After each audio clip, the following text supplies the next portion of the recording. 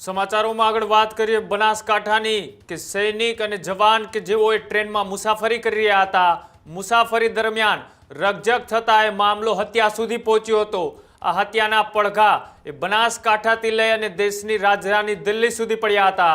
ત્યારબાદ બનાસકાંઠાના એક આર્મી મેનની ટ્રેનમાં હત્યાનો મામલો, મોટી ગીડાસણ ગામના શહીદ જવાનની હત્યાના મામલો ફરી ચર્ચામાં આવ્યો। પૂર્વ સૈનિક કલ્યાણ સંઘ અને શહીદ જવાનના પરિવાર એ પાલનપુર પહોંચ્યા। કલેક્ટર કચેરીએ પૂર્વ સૈનિક કલ્યાણ સંઘે આપ્યું આવેદનપત્ર।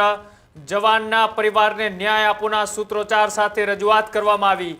આટલા દિવસ થયા હજુ પણ કોઈ તપાસ ન થઈ હોવાના આરોપ પણ લગાડવામાં આવ્યા। કાર્યવાહી ન થતા આવેદનપત્ર આપી કલેક્ટરને રજૂઆત કરવામાં આવી। જંબુતાવી બીકાનેર ટ્રેનમાં મુસાફરી દરમિયાન આર્મી મેનની થઈ હતી હત્યા। જવાન જીગર ચૌધરીની કોચ એટેન્ડન્સે કરી હતી હત્યા। ચાકુના ઘા ઝીકી હત્યા કરતા સમગ્ર મામલે તટસ્થ તપાસની અત્યારે માંગ ઉઠી રહી છે। આ ઘટનામાં માત્ર એક જ શખ્સ નહીં પરંતુ અન્ય લોકોની પણ સંડોવણીના પરિવારે આરોપ લગાડ્યા।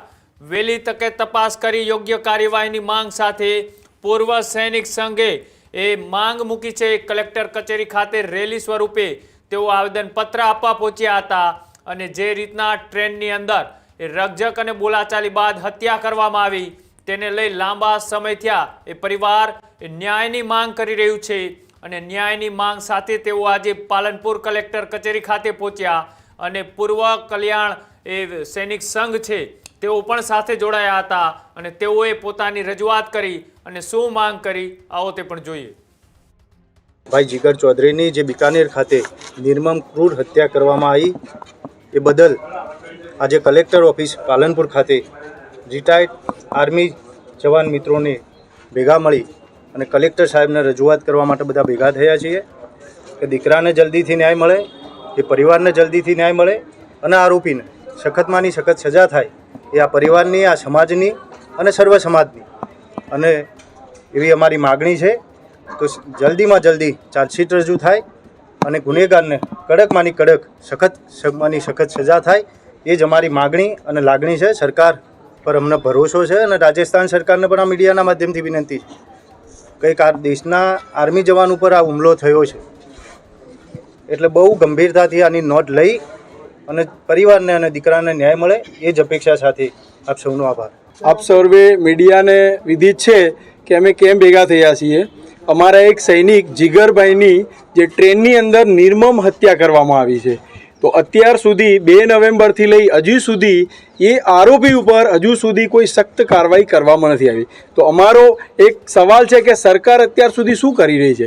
એક સૈનિક જો સુરક્ષિત ના હોય તો બીજા આમ પબ્લિકનું આપણે કેવી રીતે કહી શકીએ કે પબ્લિક સુરક્ષિત છે? આજે આવા જે હત્યારાઓ છે એ લોકોને એને સમયે પકડી અને 24 કલાકની અંદર ફાંસીએ લટકાવી દેવા જોઈએ। એવો એક ઉદાહરણ, એક દાખલો આપવો જોઈએ જેથી કરી અને સૈનિકોના પરિવારને ન્યાય મળે અને પબ્લિકને એક વિશ્વાસ થાય કે હા, સરકારે ખરેખર આ હત્યારાને સજા કરી, ફાંસી આપી, અમને એક ન્યાય આપ્યો છે।